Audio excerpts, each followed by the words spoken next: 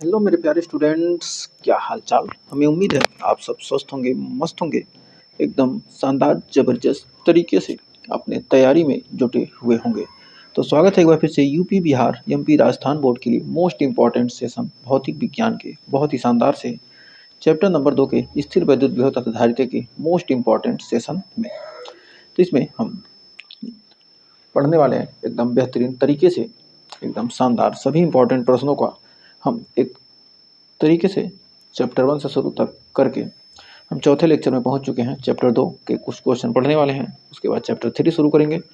इसी तरह हमारा ये सीरीज चलता रहेगा एग्जाम तक। तो आइए शुरुआत करते हैं सेशन की, समय न बर्बाद करते हुए। तो बहुत ही बेहतरीन क्वेश्चन कर रहा है। धातु के दो गोलों की त्रिज्या क्रमशः 18 सेंटीमीटर व 27 सेंटीमीटर है। तो R1 बराबर दे दिया, तो R1 बराबर दे दिया, कितना हमारा दे दिया है 18 सेंटीमीटर। फिर कह रहा है R2 बराबर दे दिया हमारा 27। 18 सेंटीमीटर को मीटर में बदल देंगे तो हमारा हो जाएगा 18 गुणे 10 का पावर -2 मीटर। फिर कह रहा है तो प्रत्येक को 75 माइक्रो कूलाम आवेश दिया गया है। दो गोले हैं, प्रत्येक को क्या किया 75 माइक्रो कूलाम आवेश दिया गया है। तो चालक द्वारा दोनों गोलों को जोड़ने पर उभयनिष्ठ विभव का मान क्या होगा। तो सबसे पहले हम प्रत्येक चालक की क्या करेंगे, धारिता ज्ञात करेंगे।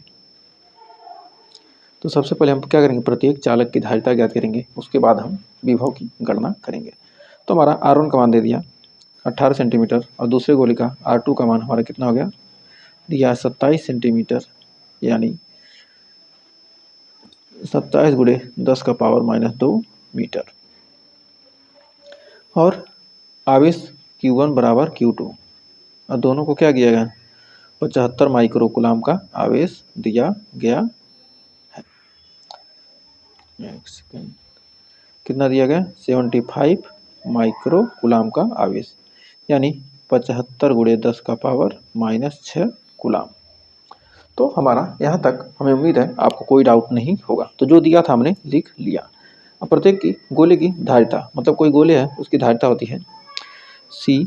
पहले R1 का ज्ञात करेंगे, त्रिज्या दिया C1 बराबर हो जाएगा 4 पाई इप्सिलॉन नॉट इंटू कितना R1, और इसका निकालेंगे तो हमारा C2 निकलेगा 4 पाई epsilon not into R2।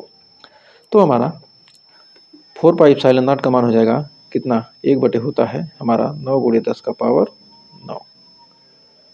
R1 का मान कितना दिया है 18 गुणे 10 का पावर -2। तो यहाँ से 9 दूनी 18, यानी हो जाएगा, निकल के आ जाएगा, तो 9 ऊपर जाएगा तो कितना जाएगा -9 हो जाएगा, यानी 9 2 11, यानी 2 गुणे 10 का पावर -11 फैरेड। C1 आ गया। अब C2 का मान निकालेंगे तो यहाँ C2 1/9 गुणे 10 का पावर -9। R2 का मान कितना है 27 गुणे 10 का पावर -2, 9 तिरिक 27, यानी हो जाएगा 3 गुणे 10 का पावर -11 फैरेड। तो हमारा C1 और C2 का मान निकल गया। अब उभयनिष्ठ विभव का फार्मूला क्या होता है। जब दो धातु के गोलों को जोड़ा जाता है तो उभयनिष्ठ विभव का हमारा फार्मूला आपको याद होगा, हमने पढ़ा है कि V बराबर होता है दोनों आवेश यानी Q1 प्लस Q2। दोनों के आवेशों को जोड़ देंगे और उसके बाद उनके धारिताओं के योग से क्या करेंगे, हम भाग दे देंगे। तो हमारा उभयनिष्ठ विभव का मान निकल कर आ जाएगा। तो Q1 प्लस Q2, तो Q1 का मान 75 है गुणे 10 का पावर -6 प्लस 75 गुणे 10 का पावर -6 बटे हमारा C1 का मान कितना है 2 गुणे 10 का पावर -11 प्लस 3 गुणे 10 का पावर -11, यानी 3 दूनी 5 और 75 दूना 150, यानी हो जाएगा, यहाँ पर निकल कर आ जाएगा कितना, हमारा आ जाएगा 150 गुणे 10 का पावर -6 बटे 2 3 5 गुणे 10 का पावर -11। तो 5 से कटेगा 30 बार में, यानी और 11 ऊपर जाएगा तो हो जाएगा प्लस, यानी 30 गुणे 10 का पावर -6 प्लस 11 यानी 30 गुणे 10 का पावर 5 या 3 गुणे 10 का पावर 6 वोल्ट। यही हमारा क्या होगा, उभयनिष्ठ विभव V का मान निकल कर आ जाएगा। तो हमें उम्मीद है इस क्वेश्चन में आपको कोई डाउट नहीं होगा और शानदार जबरदस्त तरीके से आपको क्लियर हो गया होगा। तो बढ़ते हैं एक और शानदार से क्वेश्चन की तरफ। तो कह रहा है, एक और शानदार क्वेश्चन आ गया। कह रहा है किसी संधारित्र की धारिता, कोई संधारित्र दिया है, कैपेसिटर दिया है, कह रहा किन किन बातों पर निर्भर कर सकता है। तो सबसे पहले हम उसकी धारिता का फार्मूला यदि ज्ञात कर लेते हैं, याद है तो हम बता सकते हैं। तो C बराबर हमारा फार्मूला होता है K A इप्सिलॉन नॉट अपान कितना D। तो किसी की संधारित्र की धारिता इन चीज़ों पर निर्भर करती है। तो किस पर निर्भर करती है, तो हमारा सबसे पहला पॉइंट हो जाएगा C प्रोपोर्शनल टू K, मतलब माध्यम के परावैद्युतांक K के क्या होती है, समानुपाती होती है। यानी किस पर निर्भर करती है, माध्यम के परावैद्युतांक पर। माध्यम के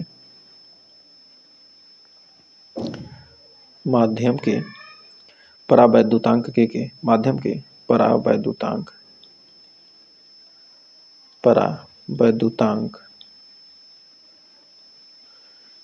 के समान के अनुक्रमानुपाती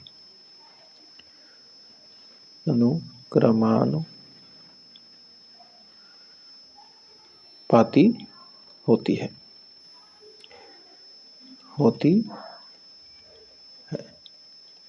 फिर दूसरा C proportional to A, plate के पृष्ठीय क्षेत्रफल के अनुक्रमानुपाती। प्लेट के पृष्ठीय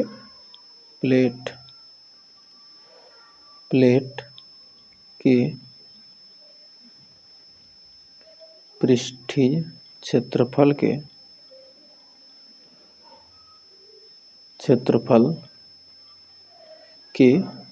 अनुक्रमानुपाती होती है। क्षेत्रफल के अनुक्रमानुपाती होती है। प्लेट के पृष्ठीय क्षेत्रफल के क्या होती है, अनुक्रमानुपाती होती है। तो बढ़ते हैं आगे। देखिए अगला हमारा क्या कह रहा है, तीसरा point C proportional to 1/D, प्लेटों के बीच की दूरी के व्युत्क्रमानुपाती। तो क्या होता है, प्लेटों के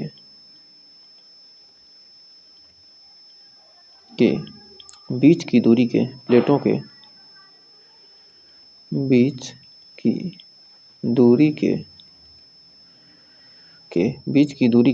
व्युत्क्रमानुपाती होती है। दूरी के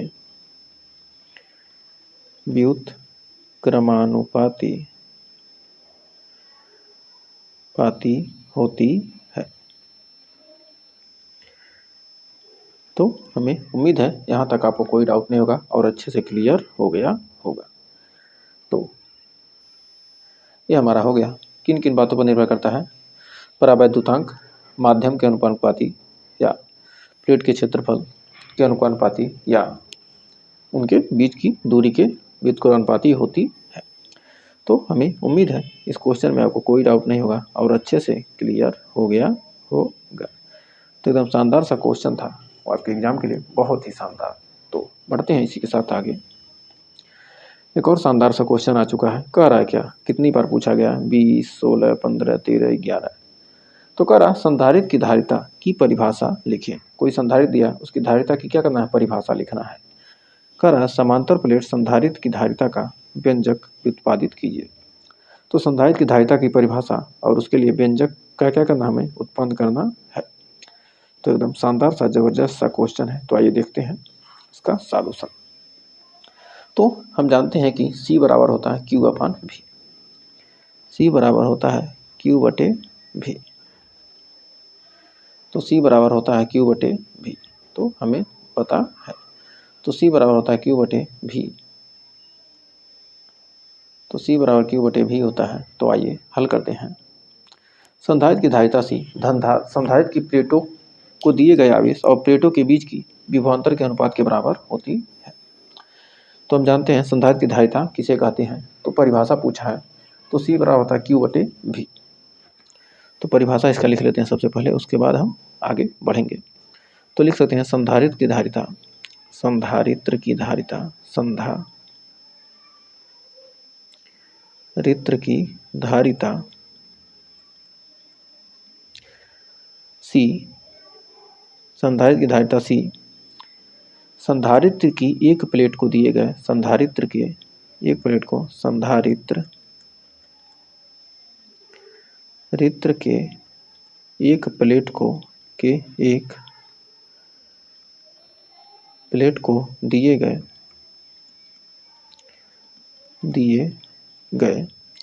एक प्लेट को दिए गए आवेश Q, दिए गए आवेश Q और प्लेटों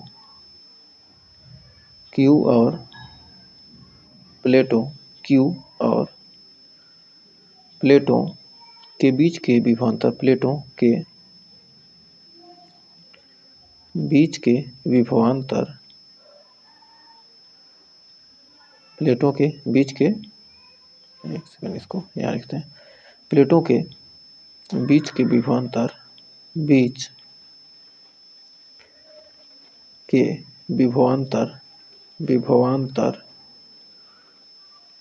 प्लेटों के बीच के विभवांतर V के अनुपात के बराबर होती है, V के अनुपात के बराबर होती है, के बीच के विभवांतर V के अनुपात की क्या होती है, बराबर होती है। तो हमें उम्मीद है यहाँ तक आपको कोई डाउट नहीं होगा और अच्छे से क्लियर हो गया होगा। अब बढ़ते हैं इसके मेन क्वेश्चन दूसरे की तरफ। समांतर प्लेट की संधारित्र की धारिता का व्यंजक क्या करना है, व्यंजक व्युत्पन्न करना है। तो सबसे पहले हम क्या करेंगे, एक प्लेट लेंगे। तो हमने क्या किया, एक प्लेट लिया, एक चालक प्लेट लिया, हमने क्या किया, एक प्लेट ले लिया। इसको हम क्या कहते हैं, प्लस Q आवेश हमने दे दिया। इसको क्या किया हमने, प्लस Q आवेश दे दिया। इसको हमने क्या किया, प्लस Q आवेश दे दिया। तो प्लस Q आवेश दे दिया इसको, तो इस पर धनावेश क्या होगा, समान रूप से क्या हो जाएगा, वितरित हो जाएगा। तो हमने चालक प्लेट लिया, इसको हमने क्या किया, प्लस Q आवेश दे दिया। तो फिर हमने इससे कुछ दूरी पर क्या किया, एक और प्लेट, एक चालक प्लेट लाया, जिस पर क्या होगा, जिस पर भी क्या होगा, आवेश समान रूप से क्या होगा, इस पर भी आवेश हमें क्या होगा, समान रूप से वितरित होगा।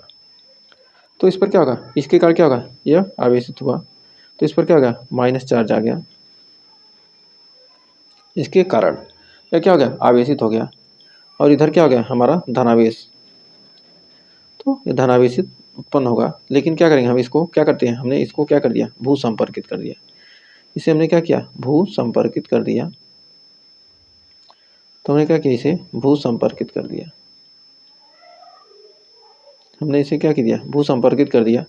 तो ये जो हमारा धनावेश था क्या हो गया, जमीन में चला गया, यानी इसे हम क्या किए, भू संपर्कित कर दिए। क्या कर दिए, भू संपर्कित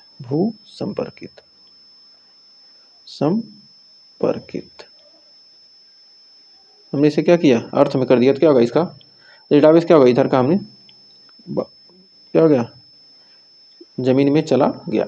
तब हमारा जो वैद्युत क्षेत्र की दिशा होगी, प्लस से क्या होती है, माइनस की तरफ होती है। तो वैद्युत क्षेत्र की दिशा क्या होगी, धनावेश से ऋणावेश की तरफ होगी। तो धनावेश से क्या होगी, ऋणावेश की तरफ क्या होगी, वैद्युत क्षेत्र की दिशा होगी।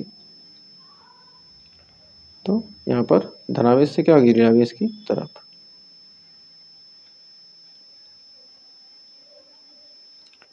धनावेश से क्या होगी, ऋणावेश की तरफ इसकी दिशा होगी। तो हमें उम्मीद है यहाँ तक आपको फिगर समझ में आ गया होगा। अब इसके बीच धनावेश से ऋणावेश की तरफ क्या होगा, वैद्युत क्षेत्र की दिशा होगी। तो हमारा E यानी वैद्युत क्षेत्र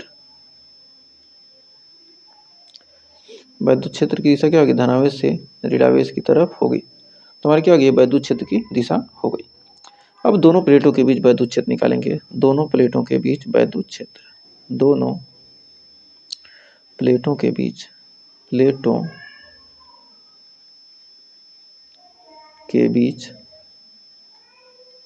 के बीच वैद्युत क्षेत्र, दोनों प्लेटों के बीच वैद्युत क्षेत्र हम निकालेंगे तो निकल के आ जाएगा E बराबर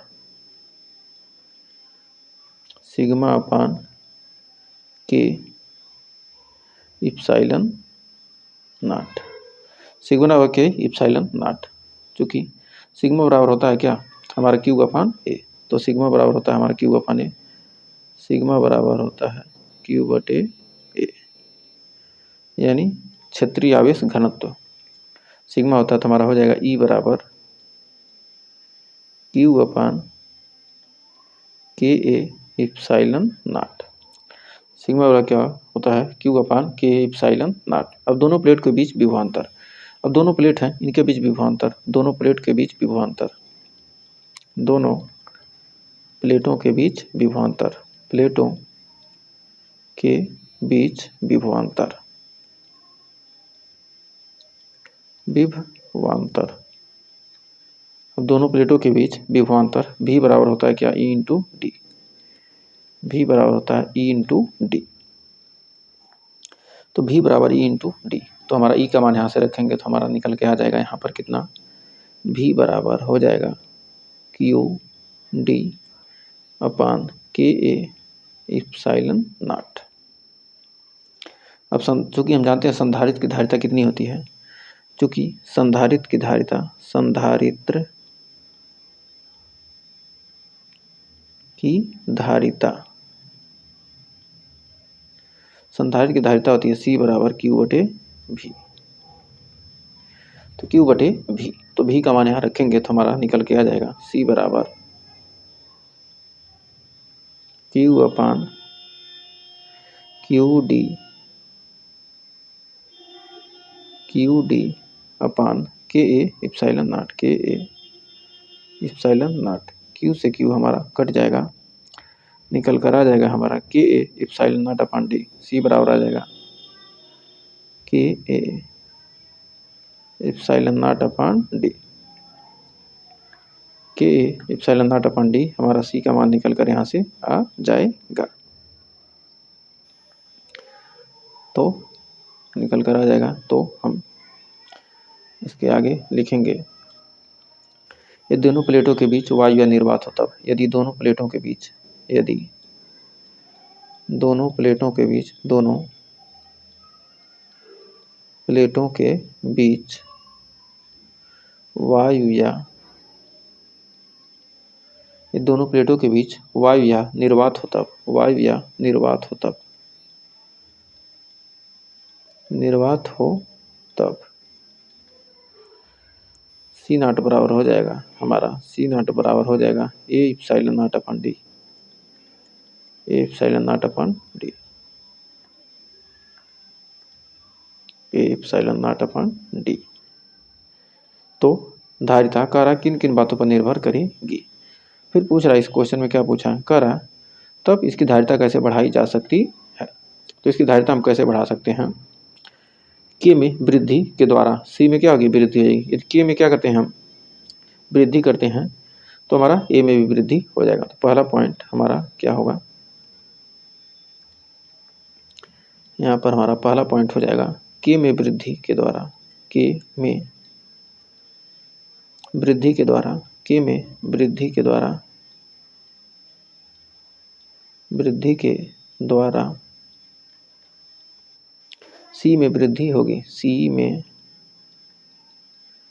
वृद्धि होगी, सी में वृद्धि होगी, के में यदि वृद्धि होती है तो क्या होगी सी में वृद्धि हो जाएगी। फिर दूसरा पॉइंट कह रहा है ए में वृद्धि के द्वारा सी में क्या हो सकती है वृद्धि होगी, यदि क्षेत्रफल में वृद्धि करते हैं, ए में वृद्धि के द्वारा, वृद्धि के द्वारा, ए में वृद्धि के द्वारा सी में वृद्धि होगी, द्वारा सी में वृद्धि होगी, ए में वृद्धि होगी तो क्या होगी, सी में वृद्धि होगी। फिर तीसरा पॉइंट क्या कह रहा है, डी में कमी के द्वारा सी में वृद्धि होगी। ये डी में क्या करते हैं, नीचे है ना, तो डी में क्या करते हैं, यदि हम कमी करते हैं तो सी में वृद्धि होगी। डी में कमी के द्वारा, डी में कमी के द्वारा सी में वृद्धि होगी, वृद्धि होगी। तो हमें उम्मीद है यहाँ तक आपको कोई डाउट नहीं होगा और अच्छे से क्लियर हो गया होगा। तो इस क्वेश्चन को एकदम शानदार तरीके से आपको क्लियर हो गया होगा। तो आइए बढ़ते हैं आगे, इस चैप्टर का लास्ट क्वेश्चन देखते हैं, उसके बाद हम अगला चैप्टर शुरू करेंगे। तो कह रहा है ए व बी के बीच तुल्य धारिता 2 माइक्रोफैरेड है। ए व बी के बीच क्या है, तुल्य धारिता 2 माइक्रोफैरेड है। तो सी का मान ज्ञात करना है। तो सी का मान यहाँ पर ज्ञात करना है इसका। तो यहाँ पर मान लेते हैं हम, इसको मान लेते हैं C1, ये मान लेते हैं C2। तो सबसे पहले हम C4, C1, C2, तो हमें यहाँ पर देखते हैं, इसको मान लेते हैं C4 और इसको मान लेते हैं C5, C4, C5 और इसको मान लेते हैं C3, इसको C1, C2, C3, C4, C5। अब इसको शानदार तरीके से हल करेंगे। तो हमारा C4 व C5 ये दोनों क्या समांतर क्रम में, ये दोनों क्या समांतर क्रम में, तो लिख सकते हैं C4 व C5 क्या समांतर क्रम में है, समांतर क्रम में, क्रम में है। समांतर क्रम में क्या होते हैं, धारिता सीधे जुड़ जाती है। तो हमारा सीधे जुड़ जाएगा, तो ये हो जाएगा समांतर क्रम में क्या हो जाएगी, धारिता सीधे जुड़ जाएगी। तो हमारा कैसे हो जाएगा, हमारा हो जाएगा ये फिगर ऐसे बन जाएगा ना, ये हमारा हो जाएगा ऐसे,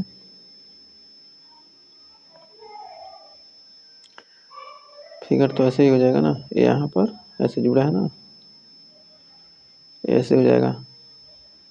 तो हमारा C4 और C5 समांतर क्रम में, तो हमारा C डैश मान लेते हैं इसको, C डैश। तो यानी 2-2 बराबर कितना आ जाएगा हमारा, 4 माइक्रोफैरेड। अब C डैश व C3, C डैश व C3, ये हमारा क्या हो गया, C डैश हो गया और ये हमारा C3, C2, C1। तो C डैश व C3 हमारे क्या हो गए, ये समांतर में है, ये श्रेणी में है। C डैश व C3,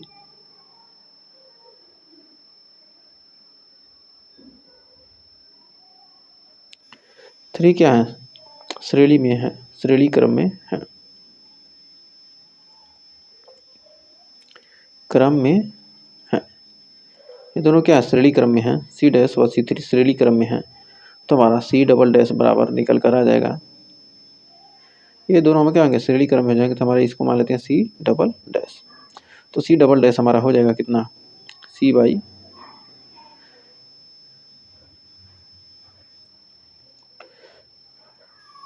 कितना, दोनों क्या हैं हमारा, ये भी 4 है और ये भी 4 है, ये भी 4, ये भी 4, यानी 4, यानी C बटे क्या हो जाएगा हमारा, जब दो धारिता क्या होंगे, C/2।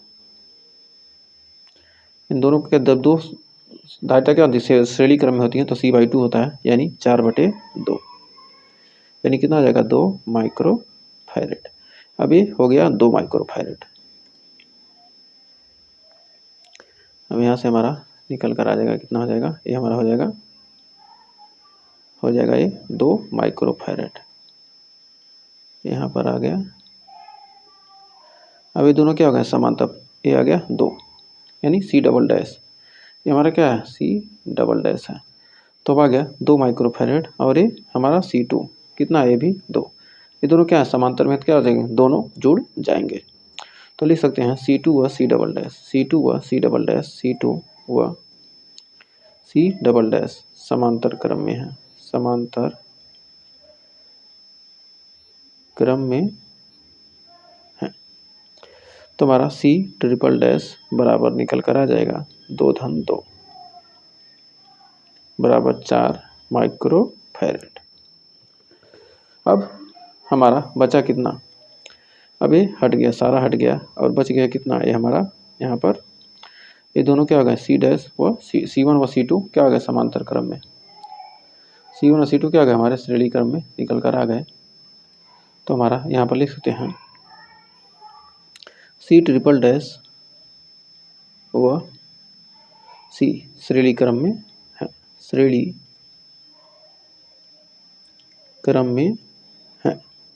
तो हमारा CE का मान निकल कर आ जाएगा, CE बराबर कितना आ जाएगा, हम लिख सकते हैं इसको ऐसे लिखेंगे। तो हमारा CE 1/CE बराबर हमारा हो जाएगा क्या, एक सेकेंड क्या क्या आ रहा है, आ जाएगा यहाँ पर 1/C triple dash plus 1/C2, ये C1